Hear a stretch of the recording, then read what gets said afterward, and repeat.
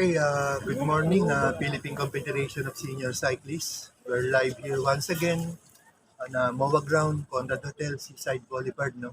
On our Wednesday, no? Magko-conduct po ako ng tutorial training para sa duathlon, no? At ako lubusan nagpapasalamat na padaan po si Sir Bong Lucia from the Senior Bikers of the Philippines, Province of Cavite. At balak rin po niya na sumali sa duathlon. Sabi ko nga, Sir Bong, nag-umpisa ako at the age of 55 years old. Nagduduathlon ako. Pero hindi ako huminto. Halos lahat siguro ng nilatanan ko.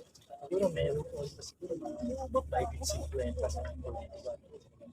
Talaga na marami na halos yan kasi po. Kumbaga sa lagyan ng pagsisilhan niya. Siya, kasi kung nagduduathlon ka, nagbabay ka, pwede ka rin sumali sa cycling, pwede ka tumakbo sa kahit. Kaya multi-sport. Iba rin kasi yung multi-sport tayo kaysa yung sa cycling lang. Normally kasi pagka cyclist lang. Ayun, at magpupuntak po kami ng how to do the duathlon training. Kagaya ngayon na galing ako sa bahay, katatapos lang rin ng 12 kilometers bike ko. Sir Bong, mga ilan na binay? Ganun din. Oh, yun, siya. Galing siya ng Taguig, no? Yun, tamang-tama yun. At magko-conduct po kami ng easy run, no? Para maturuan ko rin siya kung paano ang gagawin. Kasi may mga technique din yan kung paano, hindi yung basta-basta galing ka sa bike, tatakbo ka na lang. Kailangan talaga kasi normally po, iba ang heart rate ng pag nagbabike ka, iba rin ang heart rate ng pag tumatakbo. Dito kami, susundan ka po yan.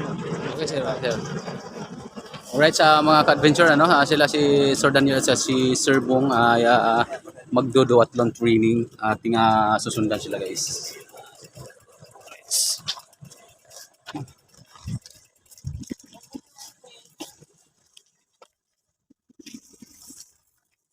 Okay.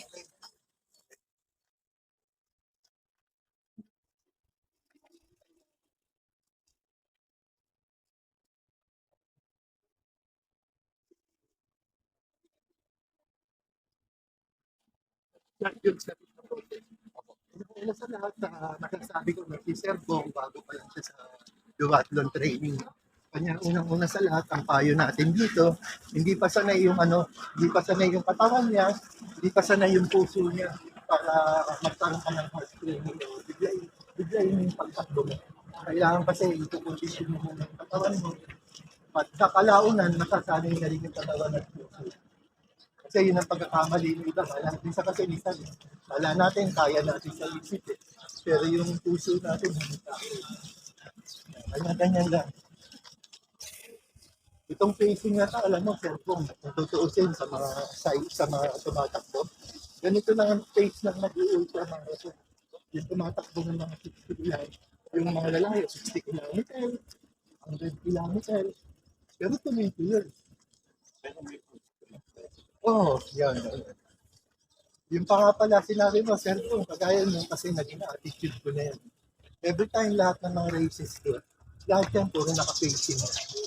Alam ko na gagawin ko, hindi ako nag-uubos na hinahayaan ko lang sila. Kasi alam ko, kaya ko naman pacing yung races. Pero kasi dati ang goal ko lang, makinis ko eh. Eh nung tumatagal na, siyempre lumalakas ka. Kaya nga sabi ko sa sarili ko, kaya ko naman palang mag-podium. Kaya medyo pinag-rate ko na. Kasi praktisado na ako eh.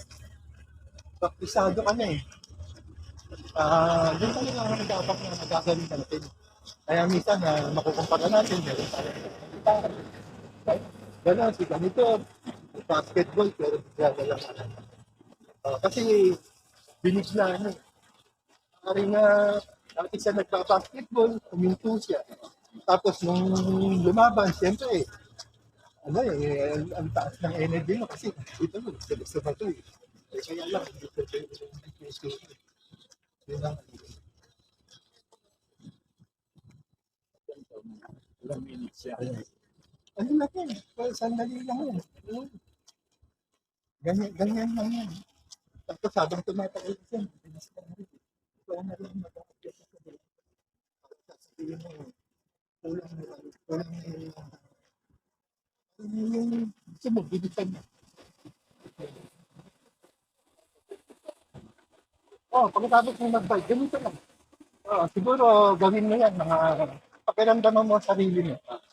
Huwag mong bibigyan. Kagaya ko kasi, nung nag-umpisa akong mag-run training, nag-umpisa akong sumali sa mga competition, 3 months ako kasi mabigat ako. 3 months akong naglakad kasama ko mga senior. Pero lakad lang yun. Inababa ko muna yung timbang ko. Ganun lang ginawa ko. Kasi ng problema ng mga mabibigat, yung iba binibiglaan nila, nagkakaroon sila ng injury. Kasi mabigat ang katawan, hindi kaya ng tuhod, hindi kaya ng angkot, nagkakaroon ng injury. Kasi pag mabagal naman ang pacing mo, walang ano. Yun lang, kaya mo i-maintain na ano. Kasi lahat tayo, iba-iba. Pare-pare tayong siklista. Pero iba-iba yung capacity natin. At hindi natin pwede compare yung kagaya ng naglalaps dito. Siyempre, makasanay na yun eh. Sanay na yung mga katawan nila eh. Yung nga sinasabi ko, muscle memory yan. Kagaya, minsan nga, nagmamarathon ako. Mag-uumpisa kami, 1 o'clock, 2 o'clock ang grand start. Minsan nakakatulog ako, pero yung pa ako, kusang tumatakbo. So, yung ibig sabihin, muscle memory. Dahil palagi mo nang ginagawa. Kaya nga, sabi ko nga doon sa iba, kala nila kasi, sabi nga ng iba, basic lang ba yun? Sabi ko hindi. Kumbaga sa maraming ano yan. Nandiyan yung nutrition mo. Siyempre, kakarera ka eh. Hindi ka naman pwedeng kakarera. Kunyari, mahaba karera. Hindi ka naman pwedeng kumain ng mga solid food, di ba? Kailangan meron talaga mga gel o ano na kailangan yan mo para lumakas ka sa karera. Itong Vermosa na sinalihan ko, bali 3 ano kasi yan eh, parang short distance lang yan. Normally, 3 kilometers, 20 kilometer bike, tapos 3 kilometer ride. Ang normal na talagang sinasalihan ko, kadalasan kasi puro long distance. Ang kagaya nun, ngayon lang ako sumali ng mga short. Pero may sinasalihan ko. Kaya ng Powerman Duathlon, Asian Championship, 10 kilometers run, isipin mo. Magmula sa amin, alam mo yung bahay ko, di ba? Hanggang dito sa Star City. Hanggang dito sa Film Center, yan ang 10 kilometers. Tatakbuhin mo yan. Tapos magbabay ka na magmula 0 kilometers, hanggang San Fernando, Pampanga, 60 kilometers. Tapos tatakbo ka naman ng 10 kilometers. Isipin mo yung hanggang 10, 60. Yan ang long distance na hinanap dito. Pero meron na yung sinasabi sila, yung pinakamahaba nag-marathon, 3 kilometer running, pero 100 kilometer bike, tapos sa 1 kilometer. Yun may kasi. Kasi pagka hindi na mabot sa suggested ka or ay dito yung ka. Kasi siyempre mapilis ka yung mag-order. Iiwag ka niya. Iiwag ka lang yung mga Ayan po, nagko-conduct po kami ni Sir Bong Rivcia at maraming salamat kahit pa paano. Nakasama ko siya rito sa di na sa pagkakataon. Ito po yung balak ko talaga, no? Turuan din yung mga Mandaman Elite Cyclist ng duathlon. Preparation sa duathlon at triathlon. Interested na senior bikers. Hindi lang ano. Kasi yun naman ang ano ko, hindi lang naman mga junior talaga eh. Talagang sabi ko nga, marami nagtatanong, mga may edad sabi ko, kung gusto mong pumunta, punta lang kayo. Talaga lang naman.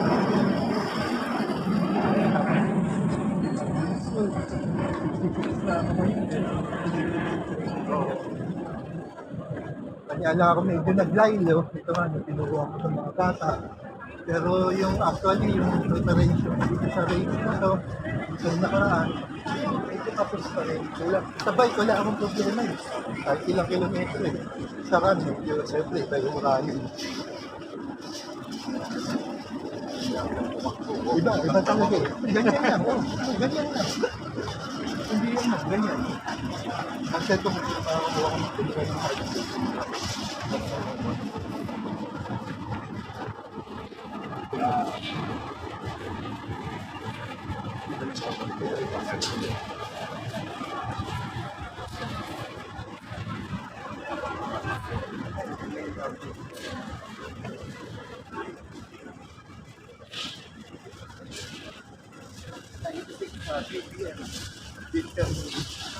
Kagaya nito, alis nakakatakbo na kami. Ayan, nakita ni cellphone, 96 pa lang yung 96 BPM, no? Ibig sabihin maganda, mas mababa yung heart rate mo, mas maganda. Kasi once na tumaas yung heart rate mo, kasi may maximum heart rate ko eh. Pag tumaas yung heart rate mo, kunyari 160 ang heart rate mo, 165. Pag tumaas yun, kahit ano gawin mong pilit, pupungpong pa, wala na, hanggang doon ka na lang. Sagad na yun. Kanya mini-maintain nila, siguro pataas yun. Kagaya ko, ito tinatakbo na. Kahit tamakbo tayo ng mga 2 oras, 3 oras, pag ganito lang ang basic, hindi tataas yung heart rate. Naka-extend lang.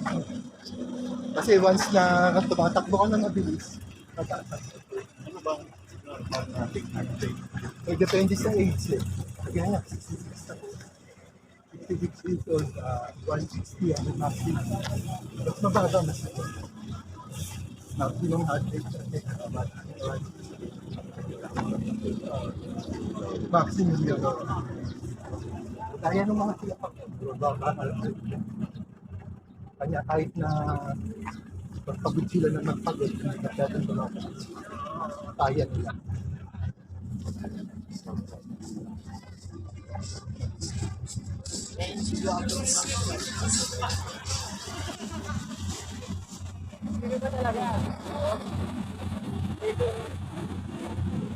Ayan, nakita natin ngayon, no? Ayan, kumbaga sana ang serbong parang na-enjoy mo. Ang masarap, di ba? Kasi natural lang yung ganyan. Talaga sa umpisa, kailangan na slow lang na. Hindi mo talaga kasi pag kanina yung katawan mo.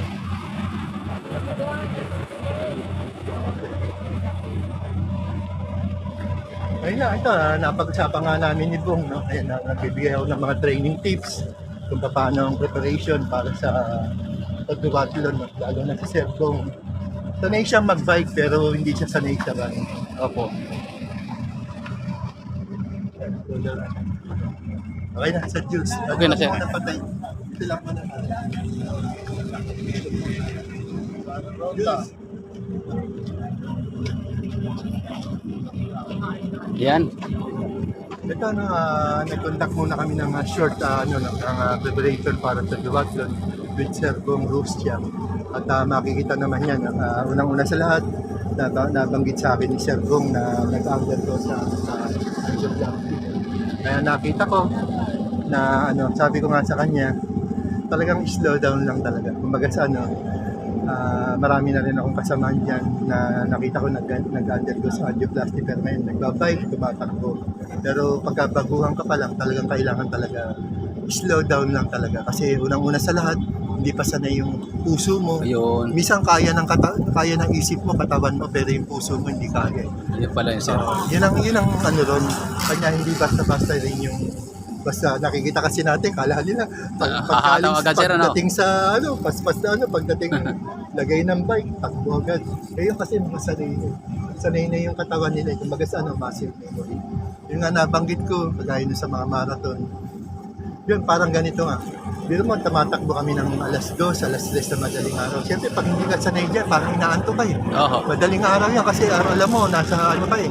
Natutulog ka eh. Oo. Pero nga dahil sa muscle memory, dahil sanay ka tumakbo, ito nakapikit ako, pero yung pa ako, utang tulog. Talagang yan, totoo yun. Ang dami ko na nakita dito, kahit ito itong pagbabike natin, normally muscle memory. Kumbaga sa sanay na yung muscle natin. Ayun lang Sir Bong, konting pahayag lang, no? Kagaya nito, unexpected, masasabi mo tungkol sa kahit pa paano, nagkaroon ka ng idea how duathlon is being made o ganyan. Paano ginagawa? Good morning sa lahat. Kasi nasiyahan ako nung itong si Pres sumali sa duathlon. Isa rin yan sa na gusto kong matutunan. Sabi ko, because of my heart condition, nagdadalawang isip ako. Ayaw akong payagan sa jogging. So, at least may idea pa lang galing si President natin. And congratulations. Maraming salamat Sir Bong. Una sa lahat, ako'y lubusan nagpapasalamat din sa iyo. Sa suporta, unang-una sa lahat, si Sir Bong Rustia. Siya po ang kumbaga sa Senior Bikers of the Philippine Province of Cavite. No? Yung headquarter po nila, doon po nakalagay sa ano po ni Sir Bong. Kaya yung suporta niya sa Philippine Confederation of Senior Cyclists Incorporated, all out po talaga. Ako inutusan ng papasalamat. At ayun, at lalo na doon sa mga nag-i-sponsor sa atin, kumbaga sa ano, kahit pa paano nakikita nila na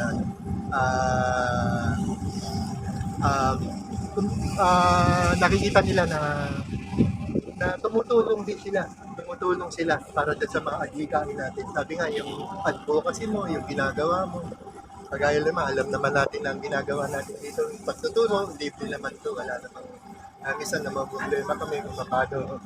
Siyempre, mga bata, ano lang yan eh, basta yan sila pag may uniform eh. Mababaw lang naman ang kaligayahan ng mga bata eh. Kaya pag may uniform sila, tuwan-tuwa sila eh. Yes po. Kaya Totoo po kahit yan, pa sir. paano, sabi ko nga, darating din ang panahon na, kaya ngayon, hindi naman na dumarating yung mga hindi natin na inaasahan na gusto sumuporta sa kanila. For the last word, Sir Bong, shoutout mo yung mga kasamaan mo sa Senior Bikers of the Philippines Province of Cavite. Yes, sir. Kamusta ang lahat ng senior bikers sa Cavite?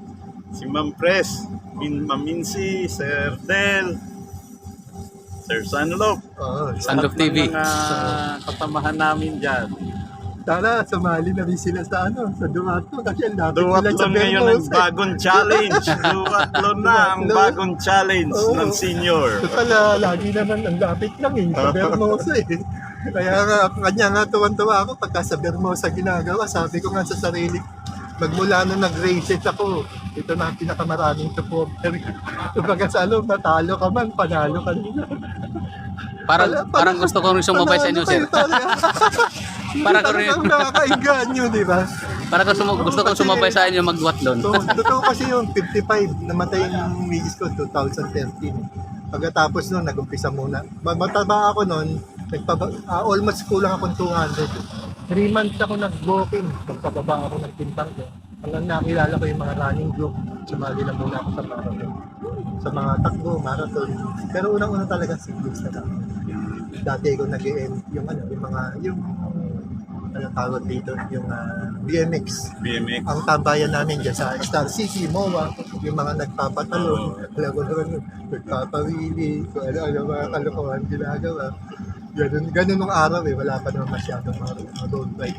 Ang mga kilala lang sila sa mga magayon to, sa Tour of Luzon. Yan lang, wala na iba. Marlboro Tour. Pero bihirapan lang na talaga. Ngayon na lang talaga kumbaga sa dumami talaga. Kaya inaanyayahan ko po, sa lahat ng mga Philippine Confederation of Senior Cyclists Incorporated, from the Board of Directors, Members, and Officers, lahat po ng mga senior natin dyan. Hindi naman natin nasabing senior, kasi malalakas pa naman talaga sila, kaya pa naman nila. Yung gusto niyo sumali sa ganitong sports, kaya pa.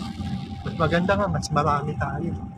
Mas masaya hindi naman natin nahabol na rin talaga sa age natin talaga. Kumbaga parang sinasabi niya, wala ka na patunayan pa, basta mahalaga, nakapag-bike ka, tumatakbo ka. Yun ang mahalaga, wala kang injury. Kasi yun yung naisip ko sa sarili ko, 66 na ako Kanya itong races ko na to, ginawa ko, pinacing ko, basta wala lang akong injury, masaya na. Kumbaga talagang makikita mo naman na kaya-kaya pa kahit mabahan. Ito ang unang event ko sa itong taon na ito. Noong 2023, dalawang event yung sinalihan ko. Clark Classic Duathlon, mahaba yung races na yun.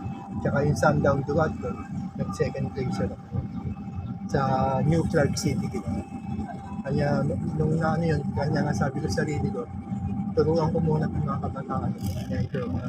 Kanya sabi ko, hindi man ako makakuha ng medal dito, pero yung iba yung napipil mo na dumadaan sila. Pagdating mo na yan, sumasalubog na sa higintay ng training. Kaya kumbaga kaya sabi ko, kailangan ko sumali rin sa races para mas lalo silang ma-inspire. Para alam nila kahit na 66 na ako, lumalaban pa rin ako. Kumbaga competitive pa rin. Firing president. Para na rin sa kapwa natin mga affiliated sa lahat ng grupo natin. Ayan, for the last word, Sir, Yeah, Sir, thank you very much. Thank you very much po sa mga nuggets of wisdom at mga tips. Ayun. Maka-start na rin ako dito sa makasali kay President pag tumakbo siya. Makasama sa kanya. Thank you very much. Okay, maraming salamat po sa inyo lahat, lalo na po kay Sir Bong Rusya. Hindi ko pa masasabi pero parang ang tagal na rin namin kilala.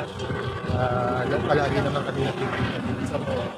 Kaya nagpapasalamat ako sa kanya. Every time na nasa malapit siya dito, may talaga siya rito. Para makasama. Yun lang po sa lahat. Maraming salamat po sa inyong lahat. From the Philippine Confederation of Senior Cyclists Incorporated, from the Board of Directors, members and officers.